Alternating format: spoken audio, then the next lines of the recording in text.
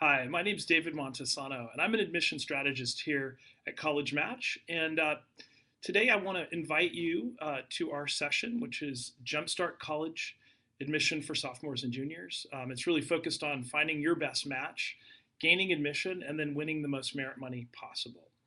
As I mentioned, this is going to be a session that's focused on sophomores and juniors, but if you're younger, a freshman, for example, this can still benefit you. I want you to feel free to write in any questions that you might have, make this a really interactive session. I'd like to thank College Week Live for hosting this virtual college fair for the New York City schools, and really excited to have you here today. So let's get started. Any questions, please go ahead and just let me know, okay? We're gonna make this, again, try to get to as many questions of yours as possible today. All right, so let's go ahead and start. Basically, when you think about college, the most important thing to consider is really what's your dream for college, okay? And it's not so much that college is the destination, it's that your life is the destination, right? So you really kind of want to find out what are the skills and experiences you need to achieve your life goal. So if you're here on earth to help other people make an impact or change in the world, be happy, or find out who you are and where you're going, it's important to kind of work backward from that goal and fill in and sort of figure out what are the different things that might lead up to that for me, right? Job-wise, for example. And the other issue here that we need to really consider after we think about what your dream is for your life is what's your parents' dream for you? You're a subset of your parents, for better or worse. You apprentice with them, essentially. And so, what they do for a living, how much education they have, where they went to school, all that stuff can impact where you choose to go to school. So it's really important to consider what your parents would like to see for you, as well as the actual kind of tangible things that you need to get from a college, right? Again, any questions, just please go ahead and enter those because it'd be great to make this interactive. So why is finding the right match so important? Well, it's a great question, right? We think, okay, well, we'll just go to the school down the road, right? Or the one that our parents went to, or, my friend Bob goes to. Well, the reason is that 30% of students right now transfer, and only 60% finish in 4 years, which is really inefficient. It just means that students and their parents are spending more time either in college, wasting time, and also wasting their parents' money because parents have to pay an additional year or more of room and board and tuition. So it's expensive, and college is the biggest investment after a home. So it's a big deal. There's a great ROI for this, return on investment. That's just a business way of saying return on investment. And it's definitely been shown to be greater than $1 million. But the thing you should really think about, not feeling guilty about spending your parents' money, you think about the fact that you're buying a network for life. Okay, so it's a graduate school placement network, it's a friendship network, and it's definitely a job network. Okay, so you don't want to break up that network. You want to make sure that it's intact. Now, most people, as I mentioned, choose schools based on cost, location, prestige. These are just the easy ways to do it. Now, what I'd like to try to get you to do by the end of this presentation is to look at things a little bit differently. I'd like you to figure out what your life goal is and what your values are, and then and figure out what the tangible or sort of concrete skills and experiences that you might need or you think you might need to achieve your life goal. And then we can look at cost, location, or prestige after that, as far as kind of sorting out the schools on your list. Okay. Now there's 6 different types of schools basically on offer here in the U.S. So we have the most robust system, which is great. And this is just kind of a view of California. We could easily change this, to sort of suit New York. And let's do that. So for liberal arts colleges, in fact, I think one of the folks that are here in this virtual college fair, just to kind of give you an example, liberal arts colleges are usually 1,000 to 2,000 students. They tend to be, roundtable discussions for the most part, not big lectures. They tend to be very academically rigorous. They're kind of like Plato's Academy, essentially. They're very pure academically, right? And they don't have as much applied stuff. So they don't really do business and finance. Sometimes they have economics instead of business. They might sometimes do engineering, but usually it's physics and math rather than engineering. So, but it's the best platform from which to go to med school, law school, any kind of graduate school. It's just the pure kind of academic thing. And so in that form, these are really little Ivy. So an example of a little Ivy And they're all over the country. But in New York would be Hamilton, right, or Colgate. Are these kind of little Ivies, and they actually tie back to officially to the Ivy League in terms of giving students opportunities, say for example, to study 3 years at a place like Hamilton, and then 2 years at Columbia University in a 3-2 engineering kind of capacity. So you get 2 degrees. You get one from Hamilton, say, and you get one from Columbia Fu School of Engineering. Just to give you an example. There's many examples like that. That's just one. But so they're really official little Ivies, and it doesn't matter, to be honest, which one you go to. Okay, you can go, you don't have to go to the hardest one to get into. You can certainly go to, any of them officially that have that same kind of functionality. Whoops, we went too far here. Now, the next school on the list is that I want to focus in on is the research universities. These are the famous kind of schools we think about in New York State. We think about Cornell, for example. Kind of lots of stuff happening at the graduate level. But they tend to be more focused on the graduates, not on the undergraduates, because they're doing research up to the PhD level. And that's really what makes our economy boom, because there's technology transfer between the research being done on campus and the companies that are in the area or get started by graduates. So those schools tend to be really good functionally and offer a bunch of different things, and their departments are kind of organized like cost centers. That's kind of basically you apply and you get admitted in a sense to a department. Whereas at the liberal arts colleges, you're just kind of studying broadly over 7 subjects, roughly, something like that, right? The 7 ancient liberal arts. So, and it's not as applied. But the research universities tend to be a little bit more applied. And those are more recent kind of inventions in a way. I mean, a couple, they go back to about 1870 roughly. But again, like Hamilton and schools like that date back to kind of Plato's Academy in terms of their style. Then in the middle, you've got hybrids, right? So schools, give you an example, like Fordham is a hybrid. So it's not quite the research capacity or focus at the PhD level that, say, Cornell has, but it's also not that the level of just pure academics that, say, Hamilton offers or Colgate offers or Hobart and William Smith offers. So it's not a liberal arts. You get some of that, you get a little bit of that, and you get some of the research happening and some of the pre-professional type of course offerings at Fordham that Cornell offers, but you don't get all of the breadth that Cornell has. So just to kind of give you an idea, teachers colleges in the California system, it's the California State Universities. And then we'll have polytechnics, right? So the interesting thing about Cornell is that it has a little bit of a land grant institution aspect to it. But certainly you can have, and there is a polytechnic aspect, right? So wherever you have research being done, engineering and research being done in the area of agriculture and so forth, that tends to be, or it's a land grant school, that can be what we call a polytechnic, right? So RPI, for example, is sort of a version of that, but it's not agriculture and engineering based. It's kind of a smaller version, a private school, and offers the polytechnic sort of capability. Specialty schools, like Olin for engineering, for example, or Babson for business, or Juilliard, and it's misspelled here. There's another I needed. But those are all specialty schools, and they're specialty schools for anything you want to do. If you want to go to clown college, there's a specialty school, believe it or not. There's a really good one in France. The Philippe Goyer School, but there's many different things, that you can, whatever you want, there's many different opportunities for specialty schools. Now, I know that New York's particularly tough because you have a great system, a great state system, but a lot of the opportunities are also privatized. And then, if you leave your state to go to another state school, you have to pay out of state tuition, right? Or you can go to a private school. So a lot of probably your questions, I'm assuming today, are going to be based around cost, I hope, right? So, please let me know, what if any questions you might have. Okay, so about getting in, about choosing schools, about paying for them, all that stuff. Okay, all right. So what are the trade-offs? One of the things that we should think about, or I should say, you should think about since you're going to college, is really the trade-off between an undergraduate focus on pre-professional curriculum, or the trade-off of doing something that's more broad learning, like liberal arts, right? So let me give you a quick example. So what if you go to, like, say, Hamilton or Hobart, or a place like Colgate, and you study economics? Well, let me get a better say. Yeah, say you study economics there instead of business, right? Versus going to Fordham or Cornell and just studying a business sequence, right? Or maybe we could say physics or math instead of studying engineering, right?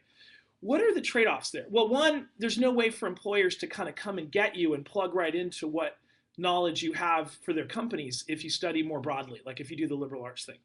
On the other hand, if you want to go to graduate school, it's a bit tougher if you're focused on an undergraduate degree, say in engineering or business, to go to graduate school because it's a little too focused. And there may not have been the stress on the writing, the critical thinking, the public speaking skills that you would have had in the liberal arts environment. So liberal arts, think of it as just a platform that lets you do anything and everything, prepares you for everything and nothing at all, but makes you a better writer, better critical thinker, better public speaker, and often gives you the ability to do research in the sciences or in the humanities or social sciences with a full professor and maybe co-author an article before you get to grad school. This is really what makes people get PhDs, helps, gets them into PhD programs that are paid for, helps them get into medical school, helps them get into top tier MBAs, and helps them get into law school. So just to kind of give you an example, right, of how powerful just doing kind of a platform degree might be, like a liberal arts sort of focus. Now, on the other hand, most people just by definition aren't, I would say a lot of people are going to go and major in business. They're going to major in things that are more pre-professional. So I'd love to hear from some of you about what kind of stuff that you might be interested in majoring in so that we can kind of tailor this discussion today a little bit more. So, okay, the next thing we're going to talk about that kind of hopefully gives you an idea. Again, I'm really into sort of picking schools and how you do it. Most people look at US News and World Report. They're starting to look at the Forbes rankings. But basically, they're picking schools, in my opinion, the wrong way. They're basing it on, again, cost, location, prestige. But the kind of prestige that they're looking at is basically, what I would term cocktail party prestige. It's not really job placement prestige. It's not really, it's not really earning prestige. It's not really graduate school placement prestige. So those are the two things that I really encourage you to look at. And a couple good sources here, and you might want to write these down, are PayScale rankings. So you can just Google, PayScale graduate, and that the undergraduate, the graduates from the undergraduate programs are ranked in America, and you'll find that the number one kind of earning school, there's like New York Tech is on there. There's some really interesting schools that kind of come up toward the top on the East Coast, which may surprise you.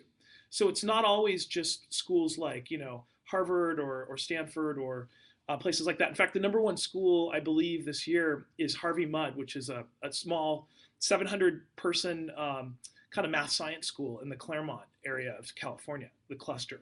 So at any rate, you got to kind of think about what you want and basically come up with your own rankings, okay? Don't worry about rankings outside. Those are all external factors. And the way they come up with these rankings may not be what's important to you, right? So if getting a job is important to you, look at PayScale rankings. If getting into graduate school is important, you might want to look at the Wall Street Journal feeder schools of who gets into the top 50 law schools, business schools, and medical schools.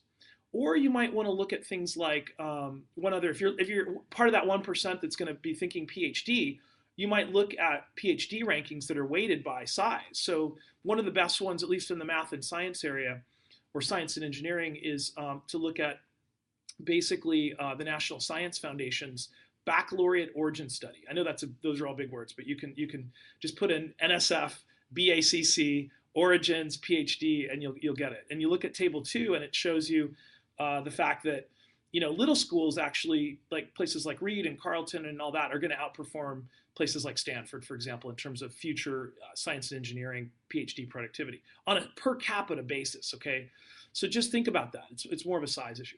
All right, so all that stuff, and also thinking about if people are happy, national student engagement. If they're engaged and then they're happy, the studentsreview.com is a great way to kind of suss out and look at each school and the students that go there and kind of get their unedited sort of ideas about feedback on the school, right? So let's talk about any questions so far. Let me just see if anyone has any so far. Okay, we do have a couple, and let me see here. Okay. Somebody Abigail here says, and I hope you don't mind me using your first name. I won't use your last name. What if you major in anthropology or global business or international studies and you want to go to law school? That's a great question. It doesn't. So here's the thing. Law school is very technical. I went to law school, so I can tell you this. It's super technical. It's not. There is theory involved in it, but it's pretty like it's sort of like reading the fine print in your Verizon phone bill. It's very it's just detail oriented work. It's a bit like studying tax or anything like. So as long as you have, I think, they do want strong writing skills. They do want strong, if you're going to be a trial lawyer, they love it if you had good public speaking skills, things like that. But what they're really looking for in many ways, in the LSAT, the law school admission test kind of bears this out, is that law schools are looking for your ability to kind of do problem solving or to do deductive reasoning, right? So there's actually part of the logic games, right, is a big part of the LSAT. So if you're able to do logic games, and I would focus on the LSAT, by the way, that plus your GPA are the two most important things.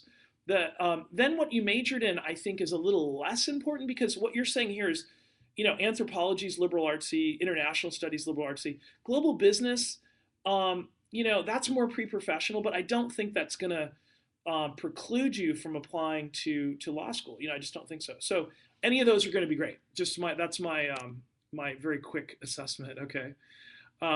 Here's another question. Hello, I'm a grad student. This is from Alu, I think. Hello, I hope I'm not messing up your name there. Hello, I'm a grad student majoring in English. Can international students get into STEM programs, so that's science, technology, engineering, and math, in the US without previously having an education related to those fields? Great question. And it wouldn't be just, international students. This would be for anybody here in the US too. Anybody who's part of the New York City school system today that's listening. Yes, you can certainly do that. Now, but I guess the answer is, in a sense, yes and no. So yes, you can get into STEM. There's no barrier. You don't have to, it's not like overseas where you have to kind of take tests that relate to STEM, take exams. But in a sense, you kind of do here, because if you don't have if you're not showing, good grades in those STEM classes, and your test scores, meaning like things like your subject tests, if you take those and you're applying to the most difficult to get into schools which require those, and you don't have, maybe like science or math subject tests, then that are high score, decent scores on those, then that's true. They might not want to engage with you, and might not think that you're going to be good at, able to do the coursework. That's really their biggest concern, is, can this person do science, technology, engineering, and math coursework? So you have to prove that to them in advance. So your question, you're majoring in English. You're going to have to show, I think, through tests. You could certainly get into STEM, but you have to show through some of the, like, subject tests would be a great way to do that, the SAT subject tests. And I think through high SAT scores as well, because the SAT itself is a deductive reasoning, process of elimination, mathematical test. So if you even on the critical reading and the writing parts, it's all that kind of process of elimination, which plays well to more, kind of math-oriented thinkers, the linear logical thinking. So I do believe you have to prove those skills before you get into that stuff. Okay, all right. And there's many ways to do that, but taking a couple classes wouldn't hurt you. All right, so how does admission work? This is really important, and I think a lot of you are getting the memo on this, that it's not just grades and test scores, but that's the upfront. Grades are about 75% of the picture. Test scores are about 25% of the picture. And increasingly, public schools and always private schools are looking at things holistically. So they're not just looking at grades and test scores. That's maybe an initial screen that they're going to do. So you want to be at or above the mean GPA. And since you're at a public school, find out if your school reports class rank. If they do, then you need to figure out if you're in the top 10%, top 25%, top half, or bottom half of your class. Okay, it's critical.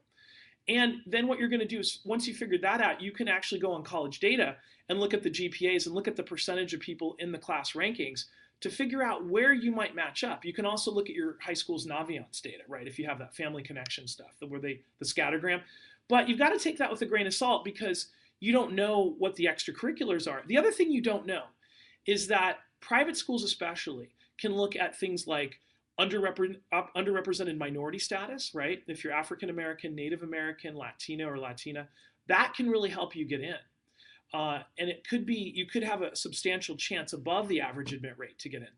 Also, if you're a recruited athlete, that's another way. Again, a substantial chance above the average admit rate to get in. But you've got to be recruited. It's not like if I just play basketball and I'm really good, but I'm not being recruited for Cornell. It doesn't help me with Cornell. They don't care that I play basketball. Do you see? So it's really critical that you you reach out to coaches as quickly as you can. Talk to your coach first and say, hey, coach, can I play Division I basketball? And if not, then maybe look at Division III schools or whatever. But you've just got to be really strategic about this and do it all in advance. So thinking about this stuff today, and that's why you want to get a jump start. The whole purpose of this is to get an early shot. If you whatever you do today to prepare is more valuable than waiting to do it tomorrow, because basically there's a time-based competition states that if you do something today, it's kind of like interest, like if you're investing a dollar today is more valuable than investing a dollar tomorrow, right? We all agree on that because of interest. Same thing here. You're building interest. You're building and banking the kinds of assets that will flow directly into your application the beginning of senior year. Okay, but anyway, holistic admission, it's not just grades and test scores. It's really, in my opinion, it's activities. It's academic activities are number one, and that's the most important thing for you to be focusing on. So even if you're team captain of the basketball team, but you're not going to be recruited, it's more important that you taught other people how to do calculus, just even informally, that you were a calculus tutor. That's more important, or a math tutor, whatever.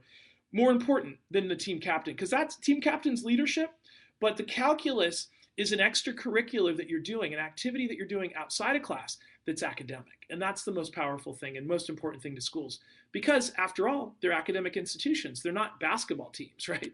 Okay. Now, holistic, this is just kind of a graphic to show you. I kind of think we went over this enough, but again, you want academic activities first, leadership activities second, and it's not just about the grades and the test scores. Okay. Now here's how admission kind of works, and this is an extreme example, right? Harvard's 5% admit rate or Stanford's 5% admit rate is the toughest on the planet to get into. So this is sort of, in a way, an extreme example that might be depressing for some of you, hopefully not. So Harvard, say they admitted 5 point whatever percent, between 5 and 6%.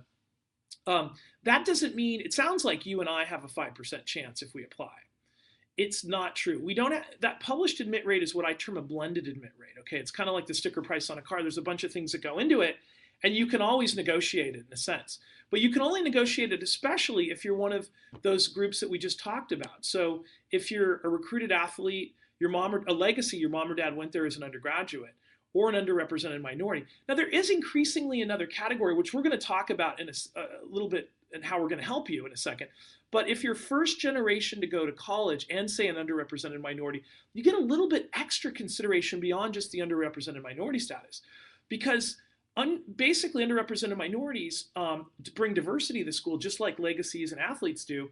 But it's more important for the colleges to reach out to first generation students to help them, because you're really more at risk, say, for not going or not completing your degree than other students are. So they know that you need a little bit more help, and they're more willing to do the admission in your case.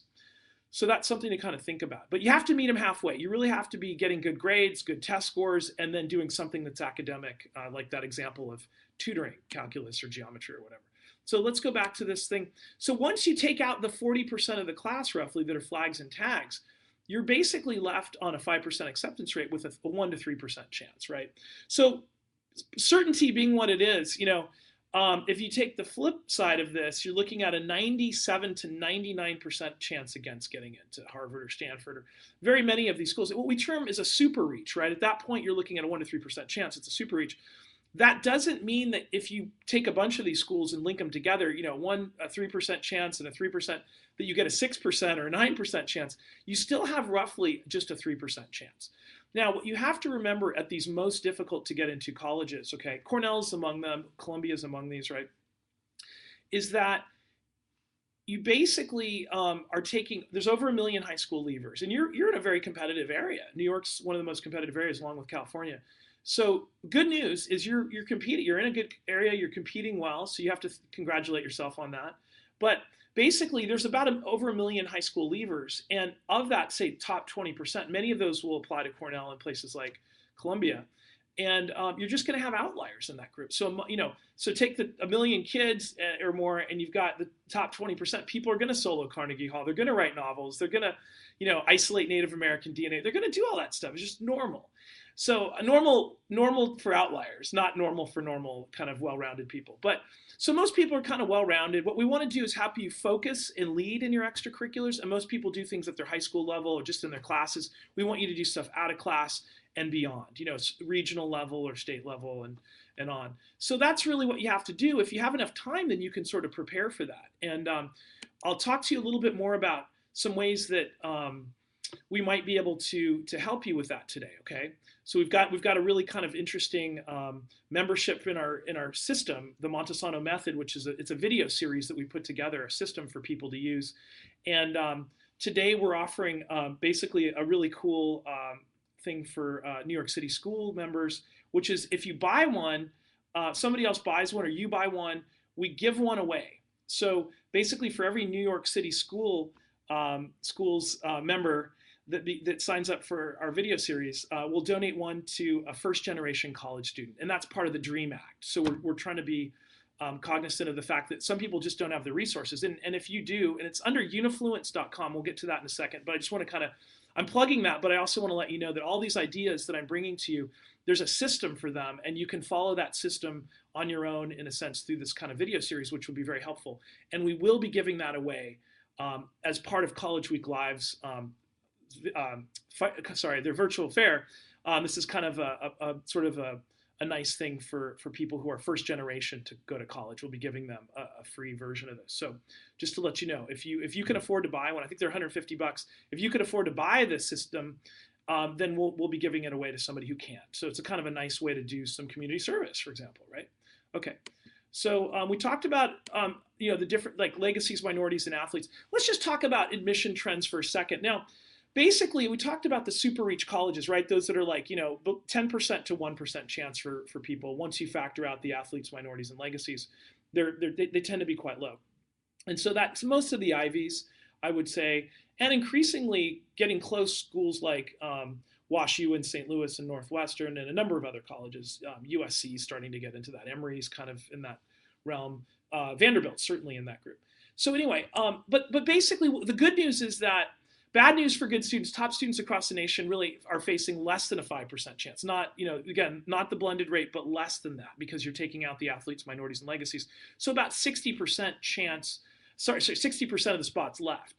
Now, the other thing is that parents are also turning to people like me, counselors and consultants outside, because the average high school counselor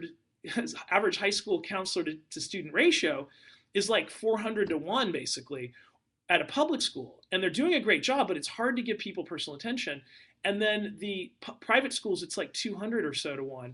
So basically, it's really tough for people to get personal. And the thing is, not only are the counselors doing a great job in these public schools, they're also quite overworked, right? So I just want to thank them for what they're doing. I think we're just, and if anything we're helping build on what they've already done and their great work. So the other thing is a new sort of professional look is taking hold. And I mention this because you're in the New York area. You're in the sort of like the capital of America, capital of the world, actually. Sort of like that song, New York, right? Now, here's the cool thing: you're also in kind of the media and performing arts capital of America, and if not one of the world's capitals. So things like dance, voice, theater, all that stuff, visual arts, all of that stuff can be professionalized if you're good at it. You can professionalize that into a portfolio, and that's something that will be considered an academic extracurricular. So it's very powerful in the admission process. Not only can you get in because of it, once you've satisfied the grades and test score stuff at most colleges, this could be the thing that not only may get you in, but will help you win merit money. So that's something that we got to kind of think about. Now, if you're thinking about winning merit money, and the students that I work with win about, on average, $57,000 off the bill, but they're not necessarily winning it from Northeast schools. It tends to be the schools in the Northeast already know that students are going to be applying to their colleges, and they just kind of take it for granted. They don't need to incentivize people to take the deal, right? They already know that people are going to go to Fordham. So Fordham doesn't have to pay as much money, say, or Villanova doesn't have to pay as much money, say, is like a school. I'm trying to give you an example of sort of something like similar to that, kind of a hybrid size. What would be Marquette in Wisconsin, right? Which is very similar to Fordham, very similar to Villanova in functionality. It's pretty much the same. They would have to actually pay more to get somebody to switch, just because there's so many eyeballs, so much attention on the Northeast. And these schools are replicated, by the way. They're the same exact type of schools, the same functionality, the same sort of results are replicated around the country. So it doesn't really matter, quite honestly, if you go to Fordham or if you go to Marquette or if you go to Loyola Marymount or if you go to University of San Diego. It's all the same, okay? It's basically the same functionality. So think about the same thing when it comes to research universities, right? It doesn't really matter if you go to Cornell or you go to Duke or I mean, they're a little bit different. I mean, Cornell's kind of that agriculture and engineering aspect of it, but in a sense, it doesn't really matter if you go there or you go to USC or, something like that, right? A big private research university. So, I mean, they're different. They are different, but just thinking about it more functionally, I should come up with a better example than USC for Cornell. But basically, if you find the same kind of, engineering and say business. So maybe WashU is a good example, but they're about the same difficulty of admission these days. So it doesn't really matter if you go to WashU or you go to Cornell. You're going to get functionally fairly similar things, although Cornell's a little bit different. It's a little more like MIT in some ways. So anyway, just want to let you know that. And liberal arts colleges, again, it doesn't matter if you go to Amherst or you go to Hobart and William Smith. It really just doesn't matter. Or you go to Rhodes in Tennessee, which might give you some merit money. So again, what I would recommend doing is really looking for which colleges give the most merit money. And the Kiplinger report is great for that. They really kind of show you, it's called non-need based aid.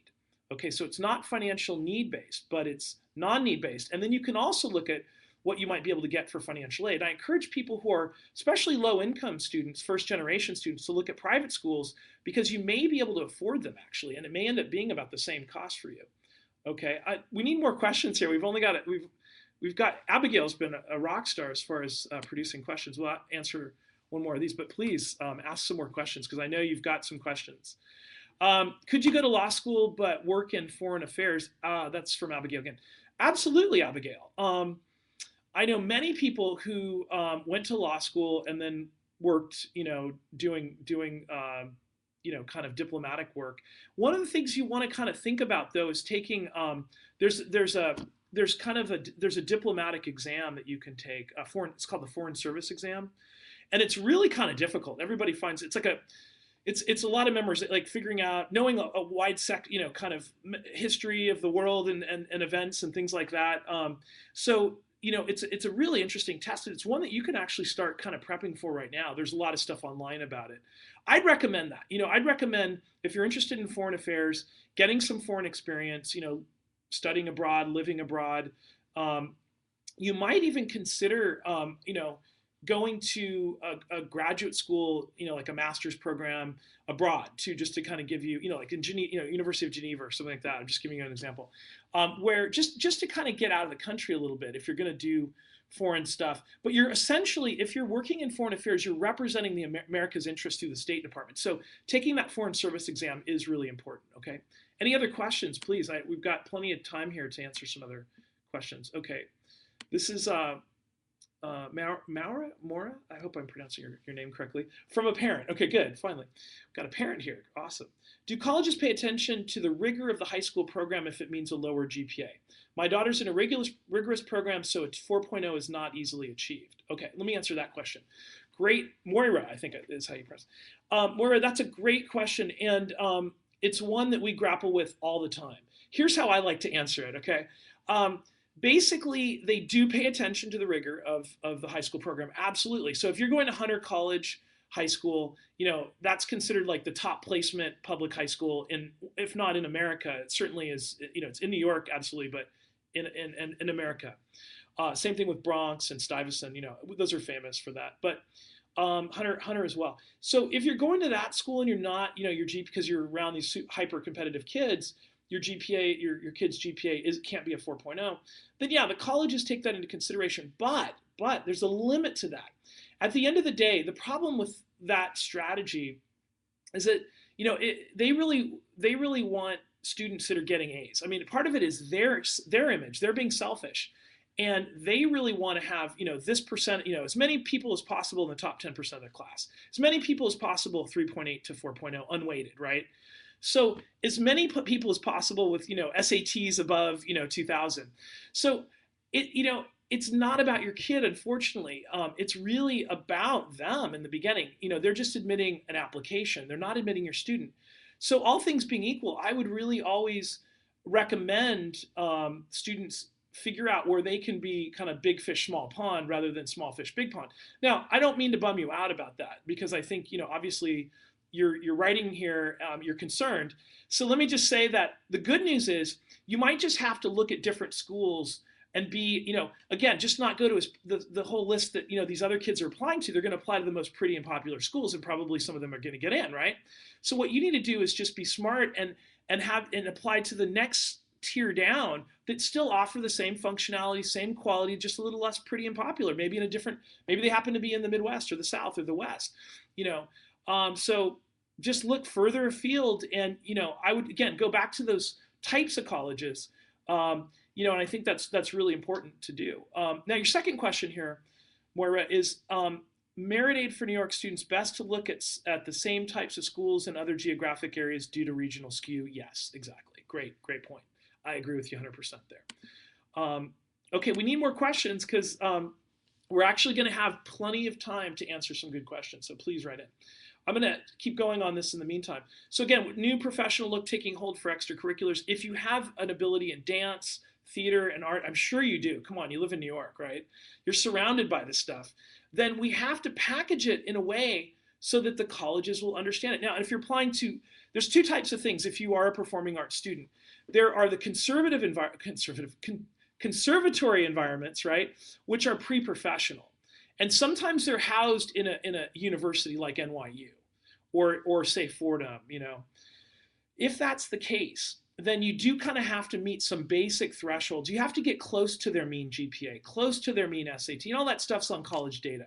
Meaning just what's the average? Don't think, well, there's a lot of people in my GPA. No, those people might actually be, or my SATs, they may be athletes, minorities, and legacy. So you have to kind of compare apples to apples. If you're a minority, if you're recruitable athlete, then you can look at that, okay? But basically what you want to look at is, am I at least close to the average? If you are, and by the way, that data is 2 years old that's collected on these websites or in US News. It's just that, it takes that long to compile it all. If you are, then you can show them your arts portfolio. And there's many ways to do that using the applications. Or you can actually send it directly into the department and send it to the department head and try to get an internal champion to back you and write a note to the admission office if you're talented, right? But it's hard to do. So anyway, there's a lot of things you have to do in advance. One of the things I recommend is also meeting with if you do have a talent in dance, voice, theater, and art, you should definitely meet, or creative writing, you should definitely meet with your teachers and get their help, their guidance on how to package this stuff, right? Or somebody like me and kind of a specialist, because or your counselor, your high school counselors may not have time. I probably would work with the subject matter expert on this, the teacher or the coach that knows and may have connections too to some of these professors at these schools. But anyway, then there's schools that are just purely, like a Juilliard, right? A Juilliard does not care about your grades. They do not care, if you're necessarily an underrepresented minority. They don't necessarily care about your test scores. They do only care about your dance, and you have to be the best.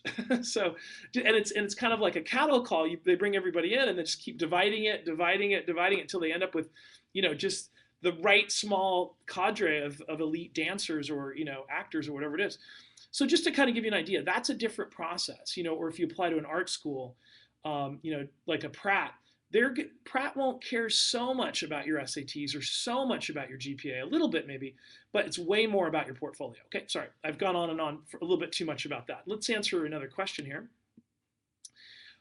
Kathleen has a question. Do you recommend any kind of personality tests or skills tests to decide on a program or career? For example, would a person who is not a business person by nature even go down the road of trying to study dentistry or nutrition versus sort of a dietitian sort of thing, which is often a staff position? Okay. Thanks for all you've shared already. Oh, thanks. Well, Kathleen, this is a great question. I think it sounds to me like you've been thinking pretty deeply about this stuff. So good news is I think you're going to get to some answers, okay, based on just the great question and the level and depth of your inquiry here, okay?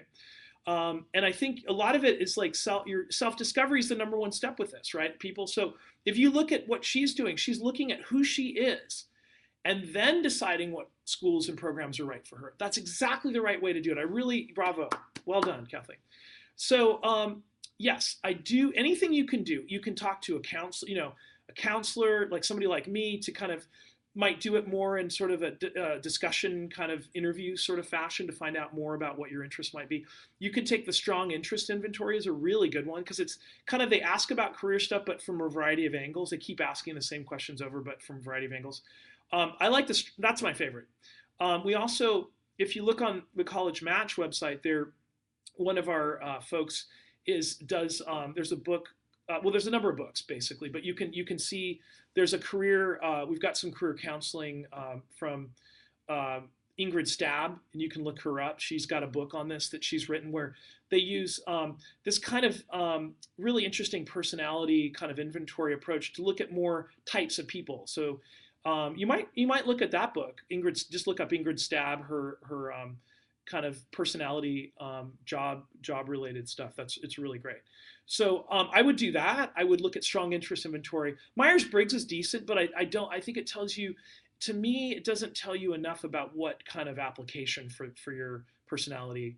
And again, those things all change a little bit. Like I know when I took the Myers Briggs, I was like an ENTJ, and then changed a little bit after that. So anyway, I think you should definitely look at a number of things, but don't put too much stock in any one thing. What I recommend is looking at your dreams. Okay, so your life goal: are you here to help others? You might be, right, with some of the things you're saying you're wanting to do, dentistry, nutrition. Or are you here to make an impact or change in the world? Or are you here just kind of for stability, to be happy and have a great life? Or is it more to explore and find out who you are and where you're going? If it's that, it's a little tougher because it's not a circuitous, it's more of a circuitous route. It's not a direct route through your life. And you're going to be more open to anything and sort of, experimenting along the way. So anyway, let me know how that turns out. Thanks very much.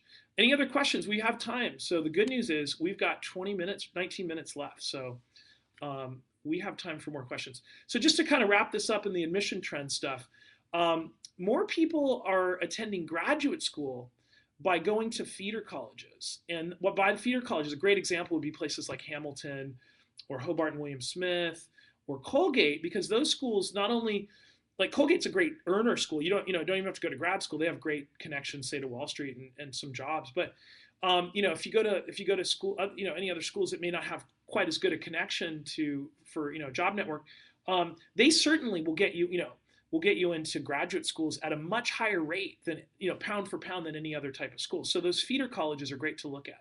And again, the Wall Street Journal top 50 feeder college list is something you can just Google and look up and get. And then the National Science Foundation Baccalaureate Origins of PhD Study is another good one. The other thing is that I talk a lot about competitiveness and how unbelievably competitive these schools can be, but the good news is that you don't have to worry about that. Because if a door gets shut off, think about it like a really pretty, like a popular party basically that you really want to go to. Say it's the Vanity Fair or the Vogue Italia party, and you really want to go to this party, and you just you're dying to get in, but you can't get in, right? Because it's just everybody, every celebrity already has a VIP kind of, they're on the guest list, right? They have a VIP entry or they're on the guest list, and you can't get on the guest list. And since you're in New York, you understand what I'm saying, because a lot of velvet ropes, right? And guest lists for everything. But here's the thing that I want to tell you. You don't have to worry about that, because just because a place becomes exclusive and ridiculous and impossible statistically to get into or improbable doesn't mean that there aren't other great parties that pop up. They do. They pop up in response to that. So the good news is that new Ivies are cropping up. So when Ivies become improbable, then it just raises the quality of all the other schools, because nobody's really able, statistically, almost nobody's getting into them.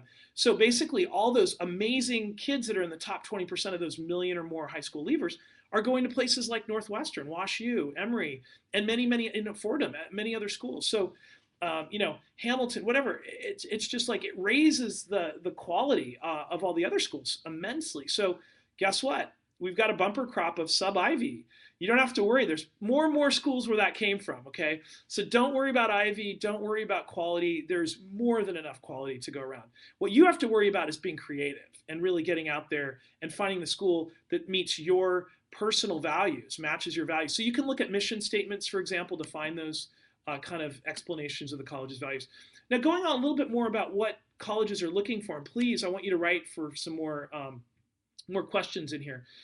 They're looking for angular students, not well-rounded. Don't worry, that's an old memo. You don't have to worry about community service. If you're great at math, just tutor kids in math. That's community service, right? You want to keep integrating vertically the things that you're the best at, okay? Figure out what you're the best at. That's what I really want you to do today. I want you to take stock and ask your parents, ask your classmates, ask your teachers, hey, what do you think I'm really great at? And then what I want you to do is figure out a way to provide that or to prove that ability, right? So if you're great at math, take the American Math Competition Test, the AMC 10, right? Or start the math club at your school, whatever. Just prove this. Have a third party verify it, or somehow take a leadership role. I want you to step out of your comfort zone, because here's the thing. Colleges reward those who don't fit in, okay? They want people who've proven their value, and it needs to be value that resonates with their need, not your need. So just remember, it's all about them. We're selling to their weaknesses, not their strengths. That's another thing you have to really think about. You don't want to think about why college is awesome. You want to think about what can I do to solve a problem at the college. So let's take a college here. Anyone want to talk about a specific school? I'm taking options here. Anybody? All right. Well, anyway, the dream college. Let's just pick, for lack of a better. I'm just trying to think. Lack of a better option, we'll pick Cornell, just because I don't. Cornell's an amazing school, but and one of my favorites because it's so multifunctional. It just does all these great things that so well. But the one thing that it doesn't do well, in my opinion, is it doesn't give people that super small class size and individual attention to the extent, and it's not a liberal arts environment anymore. It's a research university because it has over 10,000 undergraduates. So it's hard to give that that really really hardcore personal attention. Just to give you a perspective, places like Harvard have 6,000, half the size, right? Dartmouth is around the same or even smaller. So basically, people are getting way more personal attention at Dartmouth than they are at Cornell. So like double the amount sort of feeling. So it's about class size, really. So I would say in community. So if you, for example, all things being equal, you've got the great grades, you've got the 3.8 to 4.0, you've got over 2,100, and you've got some national or state level extracurriculars that are academic. Say you won the New York, kind of math competition or whatever, and you competed and you wrote a thesis on, I don't know, blank.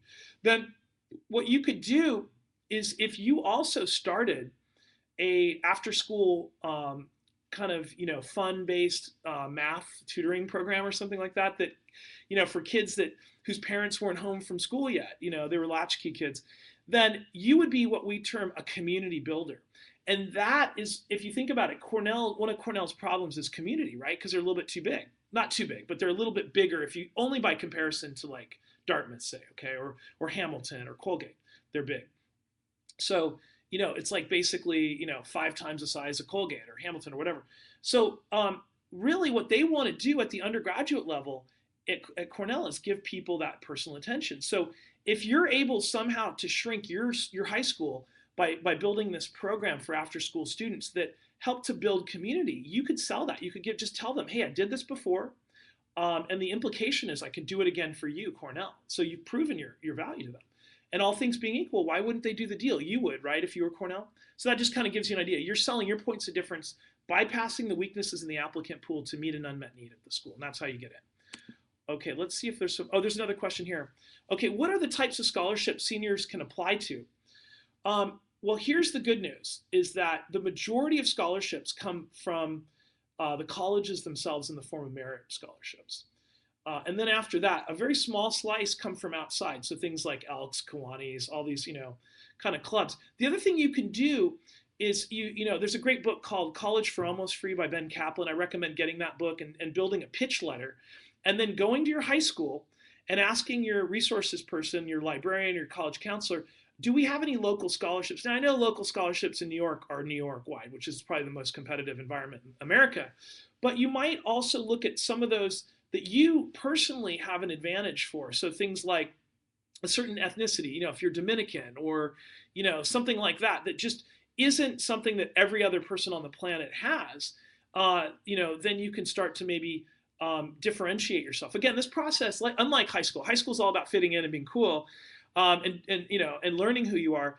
College and college admission in particular is all about figuring out how you're different and unique and special and offering that to the colleges, okay, in exchange for admission.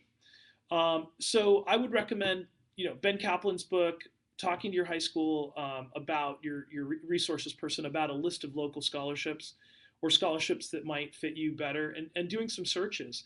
The thing about national scholarships like FastWeb is that there's too many eyeballs, so they're very competitive sometimes. So I would do local scholarships that not as many people are looking at. I hope that helps. Let's see if we have any other questions here. Um, so you know what? I think we're almost out of questions. We've got 10 more minutes. I'm going to just roll through a couple more slides here.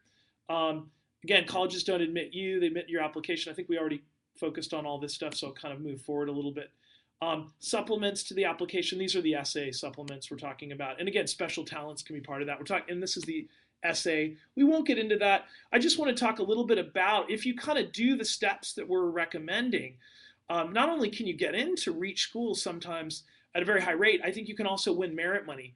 But again, merit money is going to come from schools that aren't confident people are going to come to their school, but they're high quality.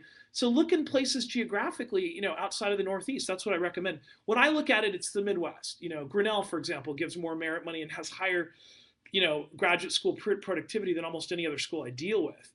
And so, but you want to be sure that it matches your values, because it can only, you don't want to sort of look for schools and then try to fit in. You want to figure out who you are, and then go out and find schools that fit your values, and then do a screen based on, looking at Kiplinger's report and schools that have the most merit money to give. So now we offer one-to-one consulting with students at college, if people sign up at College Match. But the thing that I want to really emphasize here is that the book that I have, which outlines the system, but more importantly today, is this kind of special thing as part of College Week Live's virtual college fair for the New York Department of Education and the New York City schools, is that Unifluence, if you sign up, and again, the product, you can get all that description. If you sign up, you buy one, we're gonna give one away to another student in the New York City schools area that is really needy and could help in terms of first generation student that could use, kind of like through the DREAM Act sort of idea, could use some help, some extra help with our system to get into college. So just to kind of let you know a little bit about what we're doing, and this is only going to be through the month of April. So, if you want to take advantage of that, that's awesome. Any questions that you might have? We've got time, just a tiny bit of time here to answer any other questions. I think if not, I'm going to sign off. Thank you so much. It's great to meet you, and thank you for your questions. Hope you have a great day. Bye.